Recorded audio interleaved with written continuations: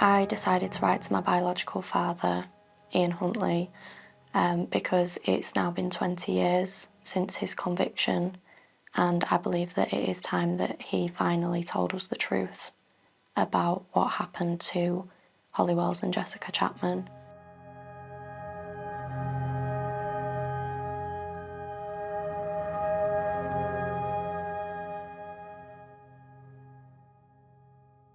Dear Ian, I am writing to you to ask if you would consider meeting me.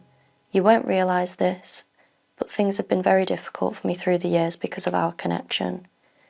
I have a lot of questions I want to ask you, as I feel I don't have a true picture of who you are due to things I have been told by others. This has led me to have counselling, and I have suffered from nightmares and a lot of distress. I am asking you to consider meeting me, as I think it might help me in some way to move forward from the place I have been in.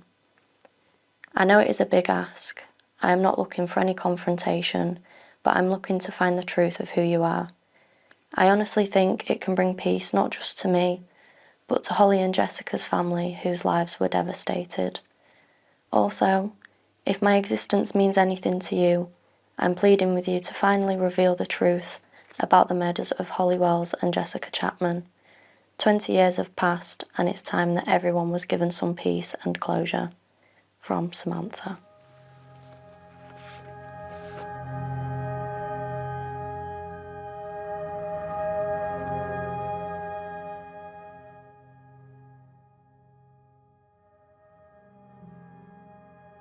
I'm looking for the answers for myself and Holly and Jessica's family because I fear that the truth may get taken to the grave. And you know, closure is a big word, but I think in just letting people know what happened might help in some way. I don't think he should ever be freed. What he did was unthinkable, and for that I don't think he deserves to be let out. I think about what happened to Holly and Jessica a lot more than what people would think, and it deeply upsets me, and I can only imagine how not knowing the full truth impacts not just myself but the families as well.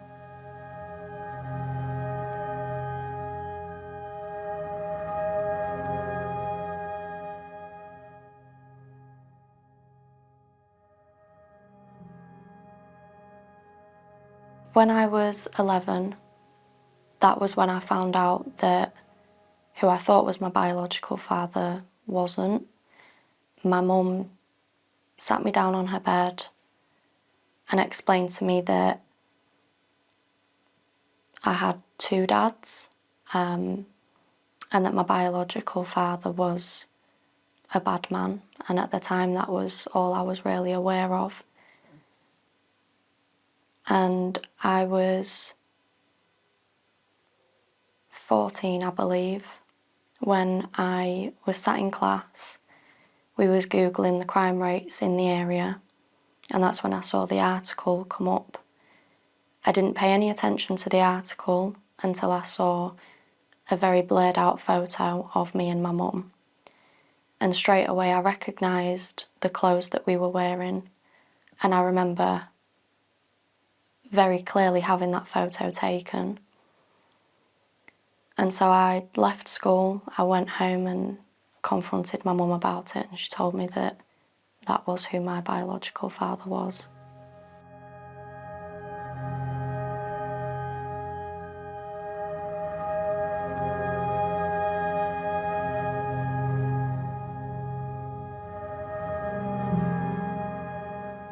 Being Ian Huntley's daughter has impacted my life in many different ways.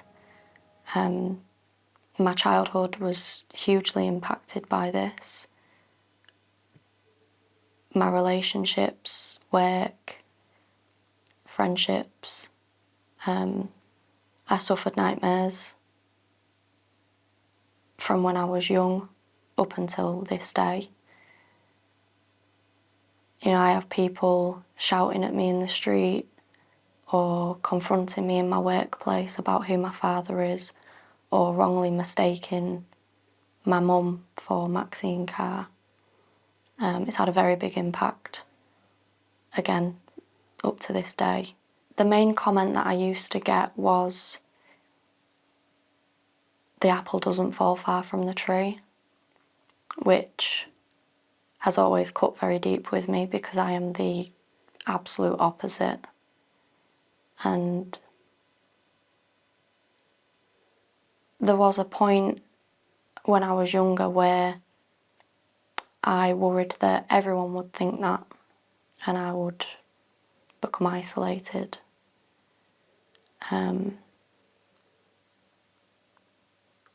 know, even with relationships, I've had people leave me and make comments about him and my connection to him.